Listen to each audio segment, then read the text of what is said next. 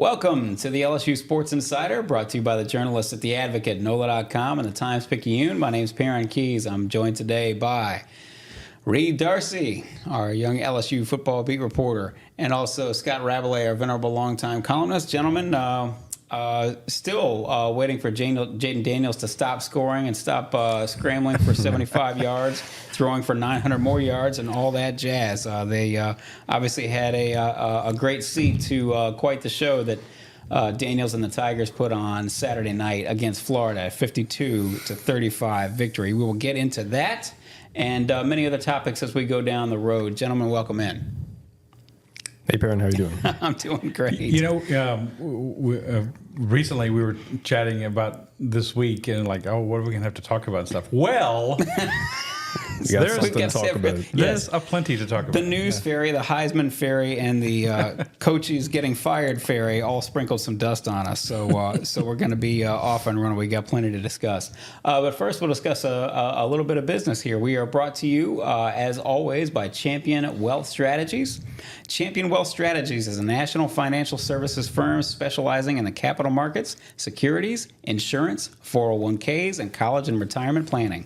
Our broker-dealer is LPL, financial member FINRA, SIPC.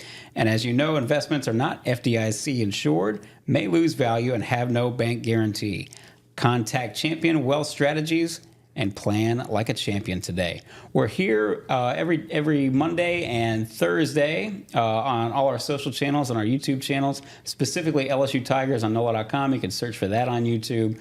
Please subscribe so you don't miss an episode. Again, we are live, but if you don't catch us live, you can always catch us later on that YouTube channel.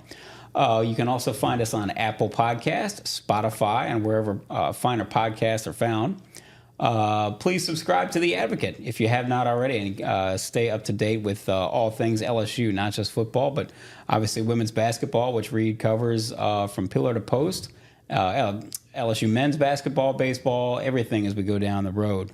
To subscribe to The Advocate, you go to theadvocate.com/subscribe. That's theadvocate.com/subscribe. Get a hold of our newsletter. It's an easy way to stay up with all the headlines and all our great coverage. To do that, you can sign up for that at theadvocate.com/LSU newsletter. That's theadvocate.com/LSU newsletter. So there was this matter of a football game that seemingly did not have a lot of drama, a lot of intrigue to it when they teed it up. LSU is certainly out of the running for the SEC championship. A disappointing loss to Alabama the week before. And, of course, Jayden Daniels himself was in concussion protocol for the entire week, and so we weren't entirely sure. Looked as the week went along that it was more and more likely that he would play, but we weren't entirely sure until maybe even that day. It was very, very clear by then, though, that he was going to play. And play he did. LSU finishes with 701 yards from scrimmage. Jayden Daniels himself, 17 of 26, 372 yards, 3 passing touchdowns, 12 carries, 234 yards, 2 rushing touchdowns. Gentlemen, we will get into this, whether it's the greatest, whether it's not the greatest, where he stands with the Heisman race and all that jazz. But, Rab, I will just put it to you first. What stood out to you the most? I mean, we're sitting there watching this thing. Just every time he makes a play, it's more breathtaking than the last one. Anything you want to just sort of open up with about what you saw on Saturday? Well, first of all, that, you know, as you said, we got an idea as the week went on that he was likely to play, but you're wondering how effective is he going to be? Is he going to be limited somewhat? Are they going to maybe, as I think I said on our previous podcast, do they maybe limit the times where you want him to run designed running plays? And he looked fine. Maybe the first drive, the first drive they got into like a 3rd and 9, and then they took off and they ended up scoring a touchdown. But he was just tremendous from the outset. And look, let's say from the top, Florida doesn't have a great defense either.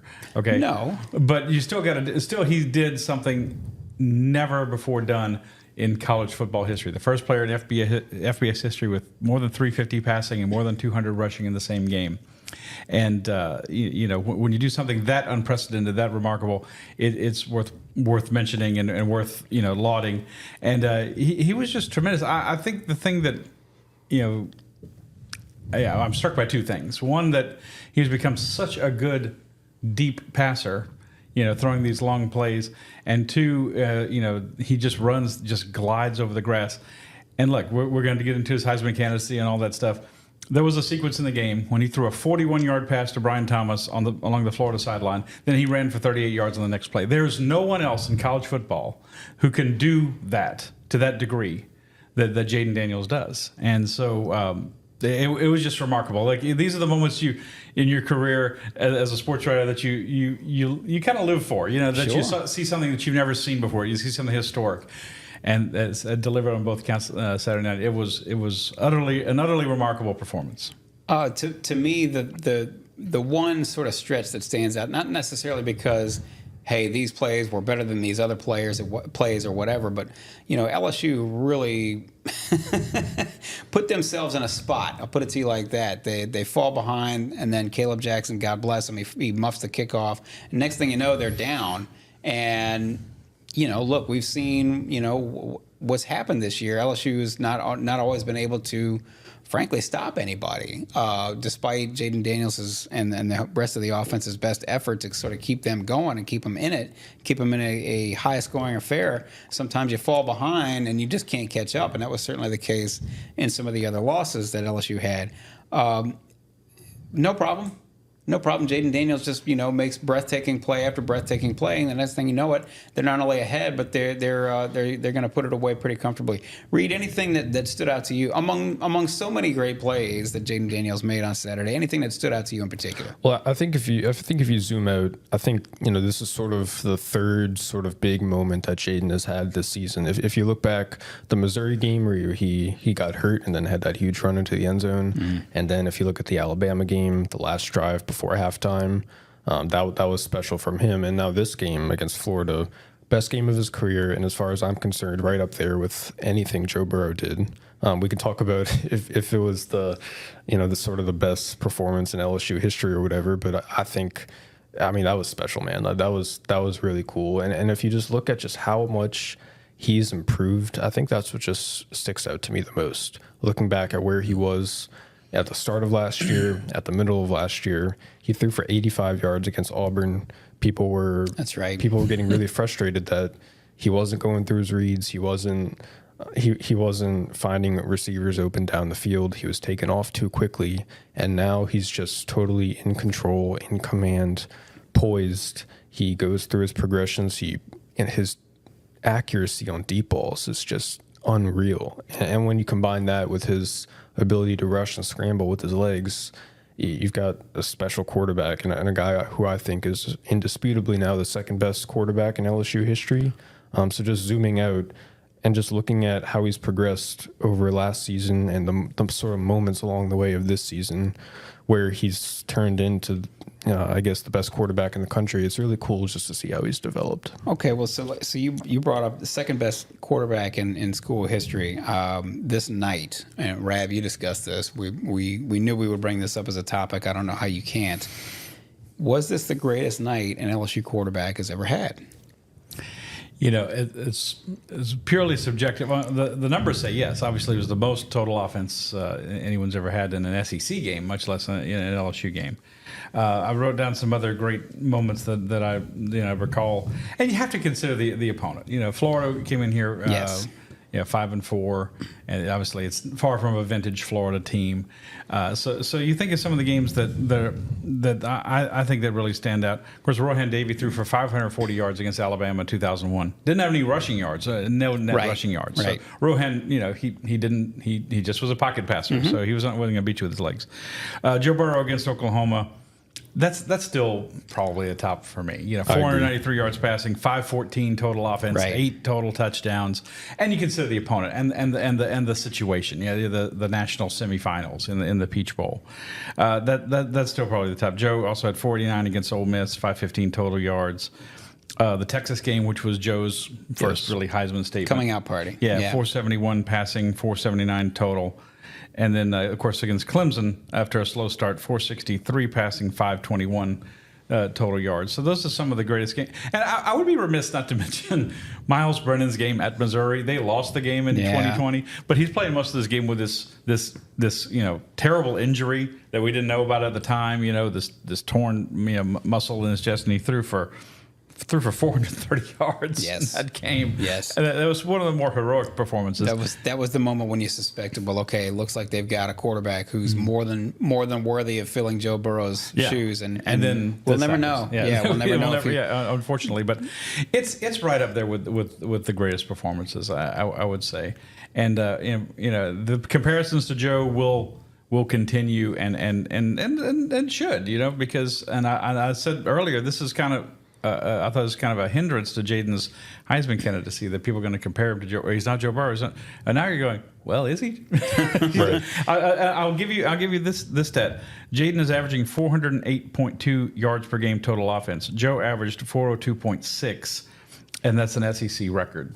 So for yards per game in a season. Now Joe Burrow, they played 15 games against I think 7 ranked opponents. They beat the preseason top 4, and LSU is 1-2 or 1-3 against ranked teams this year. So it's not the same. You mentioned the competition stiffer, and two, let's just not forget. Jayden, to take nothing away from the season Jayden's had, it's been one of the best of all time. He's got, at the moment, 3,164 passing yards, 30 touchdowns, 4 interceptions. Joe Burrow, and I understand, a few games left to go, and Joe played more and all that. But Joe, didn't he finish with 5,600, something like that? 5,600 passing yards, 60 touchdowns, and 6 interceptions. Right at 6,000 yards total offense. I mean, that is a lot, and that really does speak to what an incredible year he had. If it shouldn't be easy to forget, but it's definitely worth mentioning again. Reed, any other performances by an LSU quarterback that compare favorably to this one that we saw on Saturday? I think when Rab mentioned the Joe Burrow Peach Bowl game, that was the first one that came to mind for me. Finding Justin Jefferson, 4 touchdowns or whatever in the first half, and just blowing Oklahoma out the water. Given the stakes of that game, it was a playoff game, trip to the national championship on the line. I think that's the best quarterback performance in LSU history.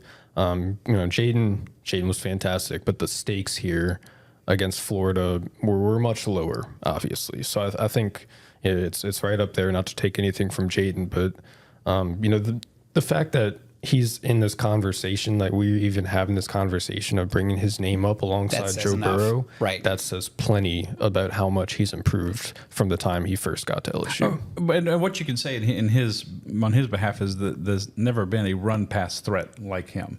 I mean, he's got 918 rushing for the season. So you would think against Georgia State Saturday, he's got a chance to go over 1,000 yards rushing the season. So 3,000 yards passing and 1,000 yards rushing. I don't know how many people have done it, but it's a rare feat. 3,000 with a distinct possibility. It's not a probability. It's more unlikely than likely. But he still has a shot to get to 4,000 yards passing. You talk about 4,000 yards passing and 1,000 rushing. That's quite a bit. I happen to agree with you two gentlemen. My first thought, in terms of the greatest game that LSU quarterback has ever played, my first thought was, hey, the Alabama game that Joe Burrow played up in Tuscaloosa in 2019. But certainly that was, you weren't going to win that game without him. But by the same token, that Clyde Edwards-Helaire had the game of his life, and you had certainly. You had, I'm thinking of the Patrick Queen interception that he took, right before halftime, and there were so many that you hate to call it a total team effort because they weren't going to do anything without Joe. But I thought about that first, and the more I thought about it, I'd sort of it's amazing to say this, but I'd sort of forgotten about that Oklahoma game and just how incredible he was. That was going to be a game that if they needed to score 80 points. Had they needed to score 80 points, they could have scored 80 points. I mean, there was no stopping those guys. I don't want to speak for you, Rab, but I don't know that I've ever seen an effect as explosive a single half as those guys were in the first half. It was incredible. It was incredible. It was almost comical. So, nonetheless, Jayden Daniels has acquitted himself more than admirably this entire season. As you guys mentioned, his deep ball is just so much better than it's ever been. He's beating everybody with his smarts and with his reads. He's exceptional and has made exceptional leaps and bounds in that area. And then, of course, his feet are still as deadly as ever, which leads us to where he stands now in the Heisman race. Gentlemen, I've said last week on this very podcast that I thought he was done. in terms of a realistic shot at winning the Heisman. Maybe he makes it to New York, maybe he doesn't. Well, now, depending on where you shop, and in this case, we're shopping at Caesars, Bo Nix is minus 110. He's the favorite right now. Michael Penix is plus 290. He's second. And Jayden Daniels is plus 425. Rab, I know you discussed this not only on Saturday night, but then again Sunday, and now we will discuss it again, about how he really is actually, in so many cases and in so many years, you really do have to be part of a championship-winning team or part of a title contender to be in the Heisman race. There have been exceptions, and this is starting to look like maybe it is one of those years where it can be an exception. Not going to say he's going to win, and he's obviously not the favorite yet, but it seems as though people are starting to sort of talk, the buzz is starting to build about, well, maybe he can do this because people really are taking notice and say, hey, man, don't discount this guy. Yeah, I mean, it has to be exceptional because it's become an award that's almost exclusively for quarterbacks. When I was a young kid, it was almost exclusively for running backs. Sure. And no one else could win it. And of course, people then you have a Charles Woodson comes along or something like that, or a Desmond Howard, or you start to get a few people like that. But it's mostly for quarterbacks and quarterbacks on championship teams. There have been exceptions to the rule. Tim Tebow in 2007 comes to mind. That was his year sandwiched between their two national championships in that 3-year span. Robert Griffith III at Baylor in 2011. Lamar Jackson, who LSU beat in the Capital One Bowl that year in 2016, just pounded it into the turf. Poor guy. I started feeling bad for him. 8 sacks in that game. Just couldn't get away from the LSU pass rush. He got roughed up on some scrambles too. Yeah, but he was 19 when he won the Heisman. That year. Yep. And he was a great dual threat quarterback as well, and just played for a team that had 3 losses, and just last year Caleb Williams, they lost three games. The third loss came to Tulane in the Cotton Bowl for USC, but they weren't. They weren't in the playoff or in the national championship hunt as it turned out, but he won it because based on his play and his ability. But as I've said over and over again, there's a lot of voters where they admit it, and there's over 900 voters in the country. There's a lot of voters, whether they want to admit it or not, they want to vote for the best player on the best team. And that's not Jayden Daniels. Mm-hmm. That cannot be Jayden Daniels, right? Because LSU is not the best team. It doesn't have a chance to be the best team. But if they really sit down and look at it, Reed sent me a tweet from Chris Felica, who used to be with ESPN, the Bear. Now he's with Fox, and he's got more yards and more touchdowns than a lot of teams in the country, like 80, more than around 80. Around 80, yeah. It's just and Chris Felica said if he's not the Heisman winner, what are we doing? And Brian Kelly said it. Is it a popularity contest or is it going to the best player? And he's stumping for his guy. He's stumping for his guy as he should. And let me stop to say, those 3 names you mentioned, all transfer quarterbacks, obviously. When they were when Penix was at Indiana and when Bo Nix was at Auburn, when Jayden Daniels at Arizona State, I think it would have been nice to put a bet. Say, one of these 3 guys is going to win a Heisman in 2023. Can you imagine the odds you could have gotten on those 3 guys? Listen, it's funny because, this tells you how long Jayden Daniels has been around. We, as you know, back on the when we were back here on the desk here at Advocate World Headquarters, sort of, as they say, putting the paper to bed on a Saturday night, of course, we've got Pac-12 After Dark going. And I remember when he came in as a true freshman, and he was as fast as any quarterback. Speaking of Daniels, he was as fast as any quarterback as I can recall. But I just remember thinking, man, they're going to break this guy in half because he looks so skinny. And he didn't. Here we are talking about the same thing again. It didn't seem as though he was a polished quarterback, a polished passer. He did not throw the ball downfield very well, and he sort of took off. Again, what was the book on this guy? He took off after the first read. If it wasn't there, he was going to go. Bo Nix, especially if you're an LSU football fan, you remember Bo Nix, who was very, very up and down. He had his we saw a really good game by him in Tiger Stadium on the way out. And then he just, there were games where he didn't particularly deliver. So, and then of course, Michael Penix, I will push back on the people who say, oh, he didn't do anything in Indiana. They had a really good, in the COVID year, they had a really, really good season. They upset Penn State, I think, if I'm not mistaken. And he played exceptional that season. But to say, did anybody see this coming? Him just going nuts at Washington, I'd be lying if I said I saw that. I'm still waiting on Bo Nix to have a Bo Nix Auburn kind of game.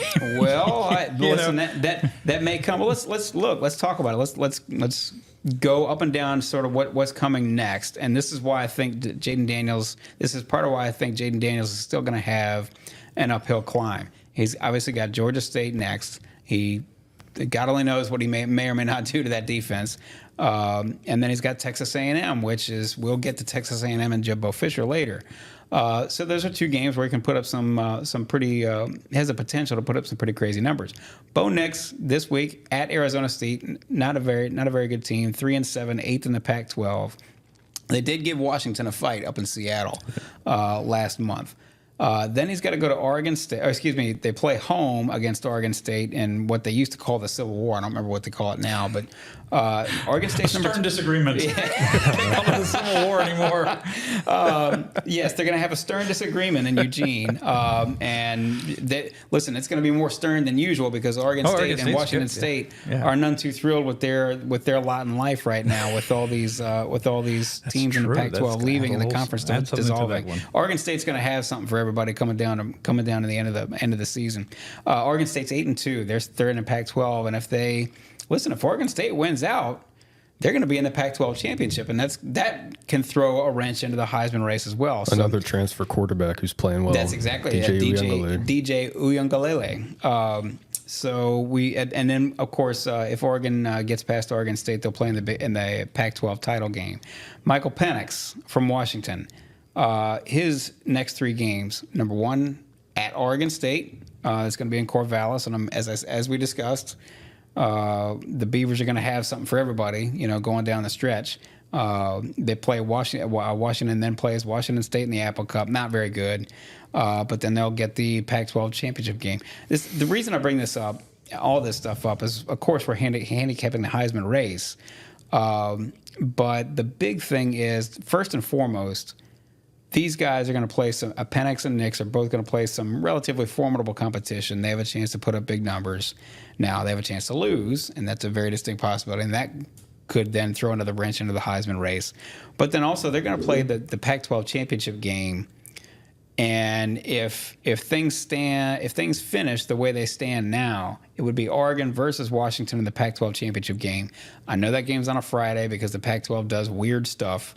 Every other year they play the championship game. Well, not next year. Until they go out of business, they've been playing every year the championship game. One year it's on a Friday, the next year it's on a Saturday, and so this is a Friday. It's going to be a Friday night Pac-12 championship game.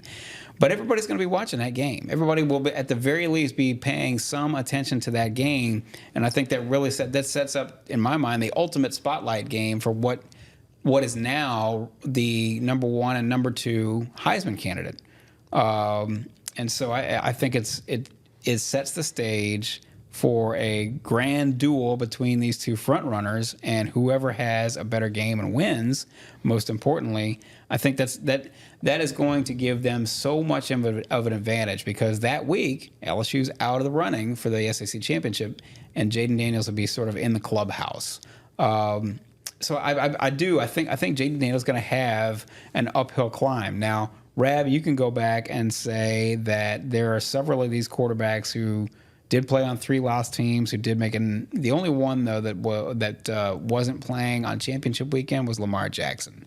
He had built such an insurmountable lead, I think, that it didn't matter that they didn't play in the ACC Tebow championship. Wasn't playing. I'm sorry. LSU beat Tennessee in the that's SEC right. No, you championship got me there. Yeah. Tebow was not playing. He had something to call. He had a very quick line that his supporters could throw out ASAP that was very succinct and very useful, which was he became that year the first quarterback to throw for 20 touchdowns and run for 20 touchdowns in a single season. So, but Lamar Jackson had put on quite a show that year, 2016. I remember early in that season, they had an 11 a.m. kick against Florida State, and guys, when I tell you that he absolutely tore them up, they won something like 63-20, and from then on, I think it was his to lose. But anyway, you know what? I'll tell you what. I'll stop talking and just ask you, Reed. I'll put it to you. What do you think has to happen, not only with Jayden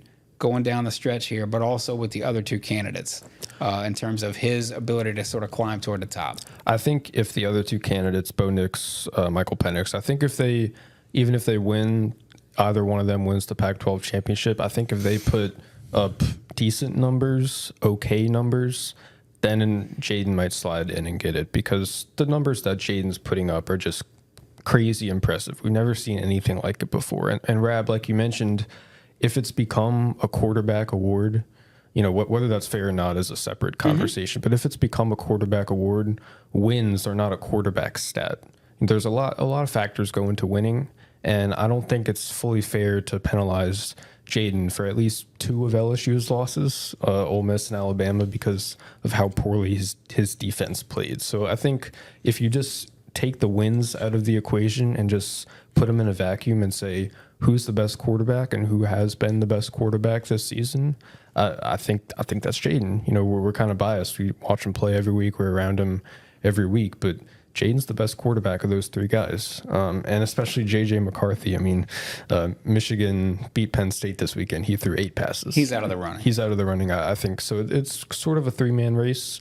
Maybe Marvin Harrison.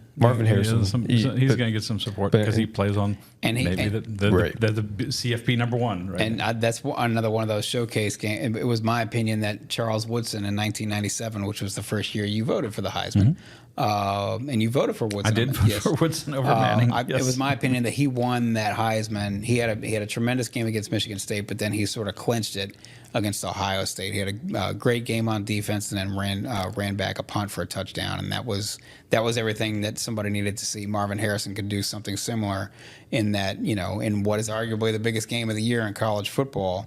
If he goes off against Michigan, it's certainly maybe he can sort of climb back into the running. But for now, it's these three quarterbacks. It's going to take something special from Marvin Harrison for a receiver to win. Very, very, very special. Super special, yes. Like Devontae Smith level special from 2020. Yes, that's right. I agree. Rap. You know, you're right. Jayden is at a disadvantage. He's a fascinating candidate because there's all these pluses and minuses for him. If we're talking about numbers, he's put up the best numbers. He's put up the best numbers. ESPN's QBR rating, he's number one in that too, and like 6 points ahead of somebody like Bo Nix. In like the raw numbers. You know, and he's. And of course, he's the dual threat that nobody else is. He can capture your imagination that way. He's likable, you know. I would say, you know, he's someone who, you know, he comes off very well. He came off. If you saw his problem is you got to go searching for the. You really got to think about it. You know, if you just have a knee jerk reaction, I'll vote for the guy who wins the Pac-12 championship game. Well, then you know you're not going to pick him. And again, it's 1, 2, and 3. You vote first, second, third on the Heisman. You don't just vote for one person. But if you really look at it and say, you know, God, he has had. You mentioned it earlier in the game when they fall behind after the botched kickoff by Caleb Jackson. He has played with so much pressure to try to keep LSU in these games because the defense has been so bad. He's got to be pretty much flawless. Yeah, and they just have no margin for error. And unfortunately for him, two of the biggest showcases are games. One, he got hurt against Alabama and didn't play the fourth quarter. And two, the Florida State game, he kind of got outplayed by Jordan Travis. He still had like 400 yards. That was the one game where you can say he got outplayed by the opposing quarterback. He only threw the one touchdown to Brian Thomas at the end of the game when it was already decided and stuff like that. But again, things got away from LSU, and it wasn't just on him. You said Washington and Oregon. Obviously, Oregon. Washington also plays Oregon State. Washington they play at Oregon State this weekend, and then they finish up at the Apple Cup. I'm amused because I looked up on my phone earlier. I'm amused by something that Oregon State could pay LSU back for 1962. In 1962, Terry Baker won the Heisman at Oregon State, and a lot of people thought it should have been Jerry Stovall. Right, he had the better numbers. Jerry had the better numbers, but it was like oh, here's another team, and the kind of consensus was a lot of voters back then were like, Billy Cannon just won it 3 years ago, and Jerry Stovall is widely regarded as one of the best runner-ups ever for the Heisman Trophy. He's only went out to have a great an All-Pro career as a defensive back with the Cardinals. So maybe Oregon State could help. Look, if these guys, one of them goes out and plays brilliantly, both games, and they get their team in the college football playoff, which is basically what an Oregon-Washington game is going to be, a playoff quarterfinal. Right. That's going to make it really tough. But we saw Penix. Penix was an overwhelming favorite going into the Arizona State game, and they just had a real clunker. He had a very pedestrian no touchdown pass. Yeah, and that allowed everyone else to catch up, and now in Nick's case pass him in terms of the odds. But it's gonna be interesting as we talked before we went on the air. Some voters will vote before the voting will open before the championship weekend, and it closes the Monday after, on Monday the 4th, and then we'll hear who the 4 finalists are who are invited to New York. Some voters will vote before those games. They're going to have their minds made up. And a lot of voters, myself, certainly will wait and see what those performances are like. I think I know who I'm going to vote for at number 1, but my mind's kind of made up at this point. But you still have to go through it and see what could happen, because anything could happen, like the hit by Dallas Turner in the Alabama game. Just to reset everything, Michael Penix, 3,533 yards passing, 28 touchdowns, 7 interceptions, minus 27 yards rushing. Bo Nix, 3,135 yards passing. He's 6th in the nation. Penix leads the nation in passing, 3,533 yards. Bo Nix has 3,135 yards passing, 6th in the nation, 29 touchdowns, 2 interceptions. He has rushed for 121 yards. Jayden Daniels, 3,164 yards passing, 30 touchdowns, 4 interceptions, 918 yards rushing, and 8 touchdowns. So that's, as you mentioned, that's the dimension that nobody else has. This is the LSU Sports Insider podcast, brought to you by the journalists at The Advocate and NOLA.com and the Times-Picayune. We are here every Monday and Thursday on all our social channels, our YouTube channels, specifically LSU Tigers on NOLA.com. You can catch us live, as I say, but if you don't catch us live, you can catch us later on those same channels. Subscribe to The Advocate if you would, please, if you haven't already. To do that, you go to theadvocate.com/subscribe. That's theadvocate.com/subscribe. And there's plenty of news going on, not just LSU football, not just Heisman Trophy related. Obviously, the LSU women are off and running. The LSU men are off and running, sort of. The LSU baseball team will be coming up here at some point soon. And so there's plenty of headlines to occupy your time and stay up to date with all of them. You can sign up for our LSU newsletter. To do that, you go to theadvocate.com/LSU newsletter. That's theadvocate.com/LSU newsletter. Also, if you don't catch this podcast on your phone, you can go to Apple Podcasts or Spotify or wherever other finer podcasts are found. We are brought to you, incidentally, by Champion Wealth Strategies. To learn more, please go to championwealthstrategies.com. We certainly appreciate them being aboard. We will move on just a little bit. I do want to just get into, I think at this point in the season, we've all sort of decided, okay, the LSU defense is going to be what they are, right? But I do want to bring up just sort of, was there anything that stood out to you guys about the LSU defense? Is there anything they can do in these last final games? Anything you'd like to see out of the LSU defense? And Rab, I'll let you go first. Yeah, their numbers got even a little bit worse. Yes. The Florida game, a few more yards per game allowed. It's a pretty close race between Jayden Daniels' total offense numbers and LSU's total defense per yards allowed. Pretty bad. For the season. No, they're not going to be much better. But it's a play like when they forced the fumble from Graham Mertz. And it didn't lead to anything, strangely enough. It didn't lead to anything for the LSU offense as well as they did on that possession. They got stopped on 4th down. But with those kind of things, and after they went behind 28-24, they gave up only one touchdown the rest of the game. Mm-hmm. Only one touchdown. So there was some, because it was a back and forth game, and finally Florida just they just couldn't keep up anymore, and LSU pulled away at the end. So that's about the best you can afford. Georgia State, they're going to be outclassed by LSU. Maybe LSU gives up 24 points or something like that. It's not going to matter.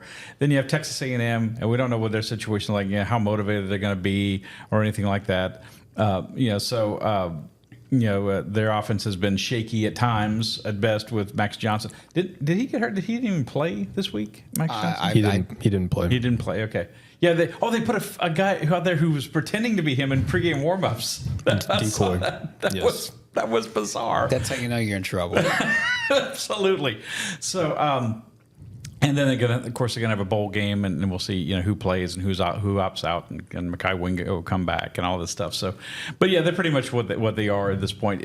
How they do against Georgia State this week, certainly it's not going to change your impressions of defenses giving up over 400 yards a game. Reed, was there any individual performances where you saw, hey, look, they obviously aren't going to get nominated for All-American, but maybe you look at him and say, hey, that guy had a pretty nice night, and he's got some potential going down the road. Harold Perkins had a nice night. The strip sack. Yep. LSU didn't recover, but that might have been one of the bigger plays. Also, Braden Swinson, who actually forced the fumble, he did a great job beating that left tackle with a nice little spin move. I think it was really Parashand. Parashand. He had a stop as well. He had that himself. deflection. Yeah. So, but the Swinson play was really strong. Was really good. He used his leverage to sort of spin around that left tackle and then poke the ball free. So, that's all the LSU defense needed to do. 3 stops, I guess, and it's all it took for the LSU offense to break away. So it's just they are who they are at this point. It's pretty disappointing to see just how good LSU's offense is and how good Jayden is. And if just the defense are just a little bit better, you just have to wonder. You're talking about a contending team, right? Yeah. They would have. They scored 49 points at Ole Miss. That should be enough to win an SEC game, even on the road, obviously. Right. And then you come down to the Florida State game and the Alabama game. If they could have, played a little better defensively in one of those games, especially in the second half against FSU, maybe they have one loss and they're still in the hunt, for everything. FSU, they could have played better against FSU. It just felt to me like, it's not your night. You're gonna. So maybe they lose that game, maybe they don't. But yes, if they'd have just been able, they could have at least one of those against those two teams. Right, they're not going to beat both of them. Right. If they'd have been able to stop the run at all at Alabama, maybe you can talk about a different outcome. I will say this for LSU at this point in the season: they're 7-3, and they're 15th in the polls. We're going to see how they are in the college football rankings tomorrow. A little carnage, and they could slip into a New Year's Six bowl, which is not what everyone's aiming for, or anything like that. But they could get up there. Louisville loses. I admire your optimism. I'll put it to you like that. Ole Miss loses the Egg Bowl. I think there's a distinct possibility you're going to be spending your holidays in Charlotte or Nashville or someplace like that. I'd like to see if that New Year's Six. I'd like to see LSU play Notre Dame in Tampa in the ReliaQuest Bowl. Yeah, okay. That's what I would like to see. Well, or the Gator Bowl in Jacksonville. Busch Gardens is closed. Sorry. Let's get this thing back on track. I understand you want to see that. I don't know. I mean, and I understand that both of those fan bases would be fired up to see that. I don't. Believe me, I'm going to be watching every single bowl from start to finish because I'm a sicko. But I just don't know. I don't know how big a deal the bowls are anymore. I don't know how much of an impact they have on the season, the next season and everything like that. So. We'll get to bowl season when we get to bowl season, and I'll watch along. But I'm not gonna put too much, frankly, put too much stock in anything I see in that game. So if this was next year, you would say we'd be talking about LSU still having a shot at the playoffs. That's correct, and that's a whole different conversation. Yeah. And I think everybody's looking forward to that. By the way, just as sort of a random thought that I had, how crazy. I mean, campus was on fire for some of these games the last couple of years. At LSU, the home games. Can you imagine if LSU ever plays a first round playoff game at home? What kind of environment that would be like? It's just something to think about. I hope I get to see that one day. Yeah, and you bring in a Michigan or a Penn State. Man, you think people wouldn't be, or Oregon or something like that to play? Yeah. My favorite part of the expanded playoff games on campus. Yeah, my favorite part. I think it'll be crazy. I think it'll be a lot of fun to watch.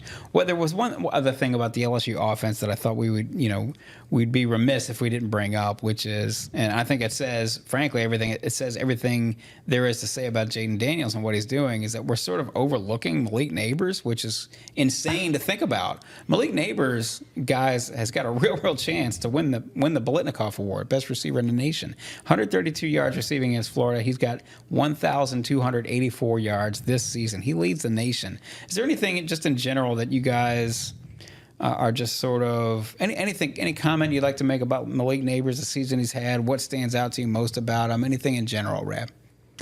Thing about me is obviously people know how dangerous he is, and he still manages to get so open so often. It's like kind of like Michael Thomas in his prime with the Saints, and with when Drew Brees throwing to him. It's like they're going to go for him, and they're going to bracket him. And of course now it's more difficult because of Brian Thomas's play this year. And Kyron Lacey and Kyron Lacey has come up, and Mason, but Brian leads the nation and still leads the nation in touchdown receptions. Right, one more than Marvin Harrison, but his yardage numbers are way beyond Marvin Harrison's this year, and Marvin Harrison doesn't have to really share as much of the limelight with another receiver. Thomas is such a great deep threat, but Malik Thomas is the deep threat, and Malik to me is the run after the catch kind of guy, and just his ability to beat coverages that are angled to stop him is the part that it's a little beyond my football intellect to see how he does it, but it's impressive. They're doing it, and it's impressive to watch. I would say this: I don't have this in front of me, but he had 132 yards against Florida. It was something like 90 of them were after the catch, which is pretty incredible. Read anything about Malik Nabers that really stands out to you? When you combine that after the catch ability with his ability to grab contested catches, I think that's one underrated part of his game. Just how he can come down with catches with a defender draped over him and come down with those contested catches. He's been super impressive in that regard as well. I think Malik, just overall, he's a super intelligent guy. He's a super intelligent receiver. He can play anywhere on the field. LSU motions him. They put him outside. They put him in the slot. Doesn't matter. He'll run the right route. He'll find the soft spots in the zone, and he'll beat man coverage as well from any spot on the field. So he's got that aspect to him, just the intelligence. And he's talked with us, with the media before, just about how pre-snap he and Jayden are always on the same page, how they can always see, based on the alignment of the defense, what route is going to work, how they want to run the route, and how they want to time it up to beat that coverage. And so I think if you just like talk to him about football, it's why I think NFL scouts are pretty much going to fall in love with the guy. Yeah. If you just sit down and talk to him about football, he's more than eager to share some of the nitty gritty stuff that goes into receiver play. He's just a super intelligent guy, and that's one thing. I think people don't really understand about him. It's just his football IQ and how he and Jayden are able to translate that onto the field every week. He did like a 5-minute whiteboard session with our Wilson Alexander, who's not here today, and Wilson came back. His mind was kind of blown, but he was just taking him through progression. They do this, we do this, and this is how we counter that, and he said it was just so fascinating. And to Reed's point, he's an excellent student of the game, and obviously that has served him very well. I would say the only thing for him in the NFL is that he doesn't have the size. Right. Brian Thomas, if you want to sculpt a wide receiver, that is what you would look like, an NFL wide receiver. But he doesn't have the size, and maybe that'll hurt him in the draft a little bit. But what he has shown in college, especially this season, you can't not be impressed. It will be intriguing. I think coast to coast, we don't see it. We're not thinking about it as much, but I think coast to coast, it sure seems like everybody is proclaiming Marvin Harrison Jr. As the best receiver in the nation, almost by acclamation. I wonder if Malik doesn't still have some sort of ground to try to make up against Marvin Harrison in terms of actually being able to win the Biletnikoff. So these next two games maybe that's one other thing to be looking for in these next two games is if he can really go off either against Georgia State or Texas A&M or both. That's worth paying attention to in terms of where he stands in the race for the Biletnikoff. These next two games, incidentally, Georgia State is this is tomato can weekend in the SEC where we've only got 3 games involving 2 conference teams. Three games that are conference games. Conference games. The rest of them are Alabama's playing Chattanooga. It's that week. It's the second to last week of the regular season, and we know what that means in the SEC. the last week of the regular season, LSU will welcome Texas A&M into Tiger Stadium. They won't welcome everyone from Texas A&M. No, they won't. The Aggies fired Jimbo Fisher on Sunday. It's maybe surprising only in its timing, and maybe surprising only given the notion that even for a well-heeled group of boosters like Texas A&M's, it was fair to say it was in question whether they would actually, do the deed this year and say we can't do this anymore. We've had enough of Jimbo Fisher, and choose to pay his $75 million buyout. I would ask you first, Rab, just why didn't it work at Texas A&M with Jimbo Fisher? And then if you'd like to, this is our favorite thing to do, is go up and down the shopping list and see who you think that they might take a shot at.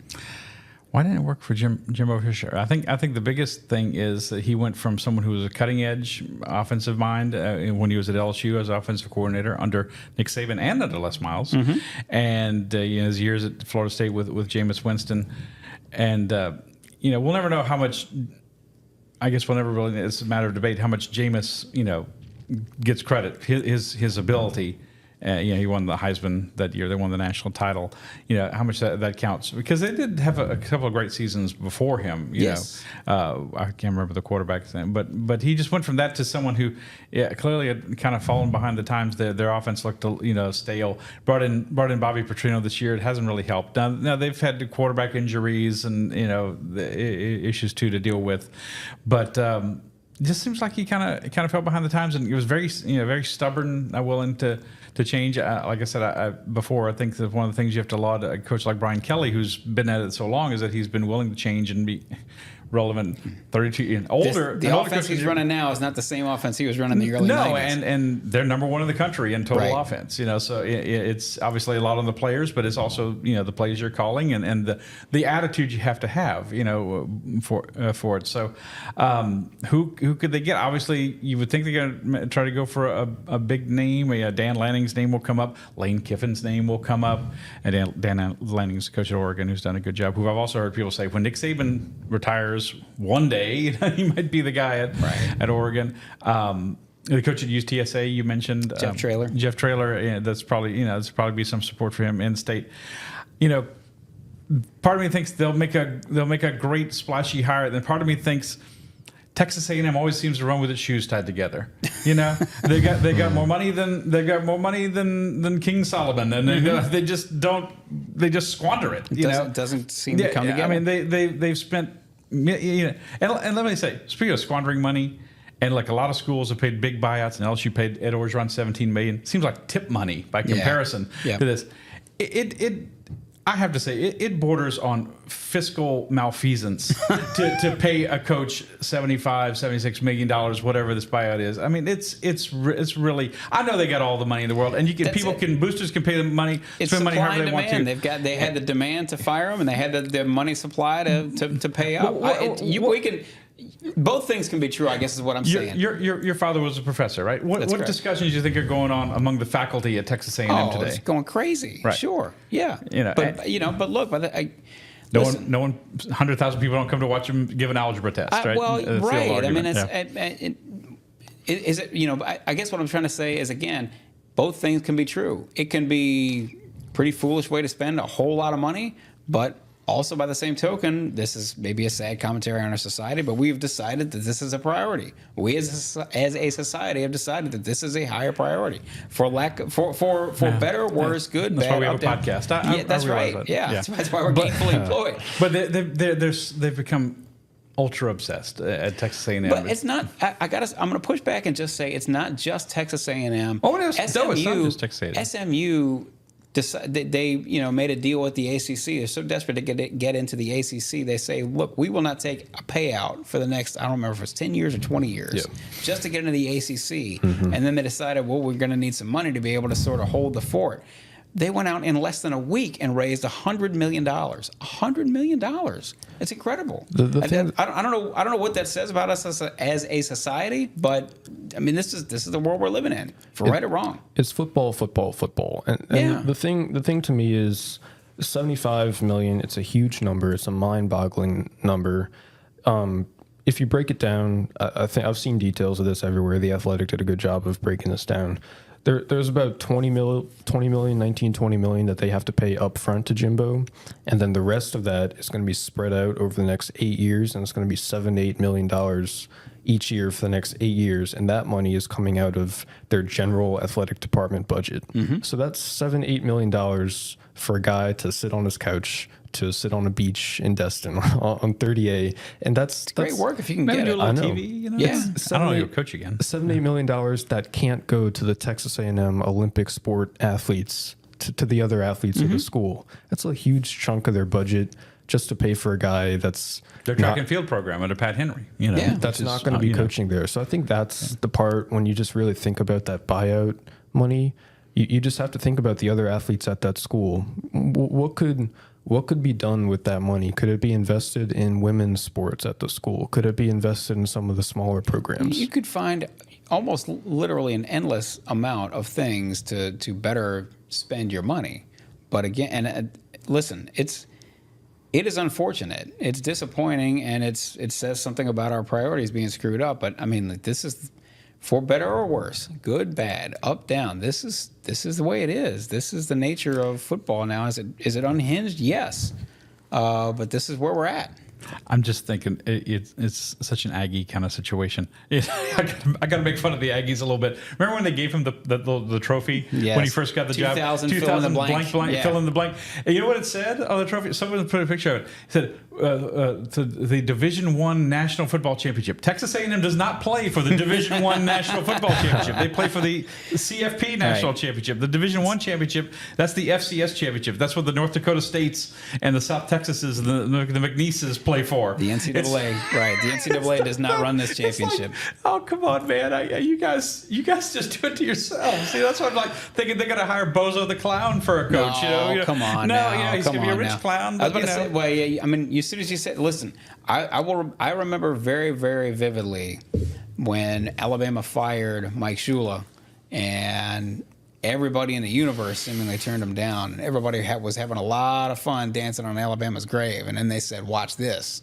Who did they want to hire, though, first of all? They wanted to hire Rich Rodriguez. Rich Rodriguez. Yeah. Right. Yeah. Oh, look. And that would have been certainly not Where's as good. he at? Yeah. Jacksonville State? Jacksonville State. Yeah. That would not have been a strong hire. But all I'm saying is make fun of the Aggies all you want. It does not mean that we saw it here at LSU. You hire the one right coach, everything changes. And you could be dealing with a behemoth, money to spend and a willingness to spend it. Now all of a sudden you're dealing with a behemoth 5-6 hours down the road. But this shows you how desperate they've become. This is still a school that has not won the national championship since 1939, before World War II. Yes.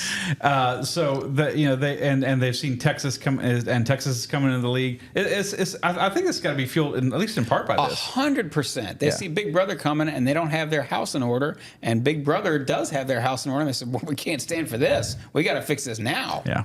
And it would be remiss if you didn't point out the role that LSU kind of played in getting Jimbo's contract to be where it was. It's no secret that when LSU hired Brian Kelly, that there was some flirtations going on between LSU and Jimbo. Whether it was real or not, that was the rumor, and that played a part in Jimbo getting this big new extension at Texas A&M, and that's why the buyout's as big as it is. I thought that Jimbo got the extension after the 2020 season, which is they went 9-1 or whatever. It was 2021. Okay, It all was right. right Well, I stand after corrected. LSU fired O. And in 2016, when they're looking to replace Les Miles, obviously he was a prominent candidate. So let me ask y'all a question. They had a chance to hire Jimbo Fisher. They kept Jimmy Sexton kept pushing up the price, so they walked away. Tom Herman, and they ended up hiring Ed Orgeron.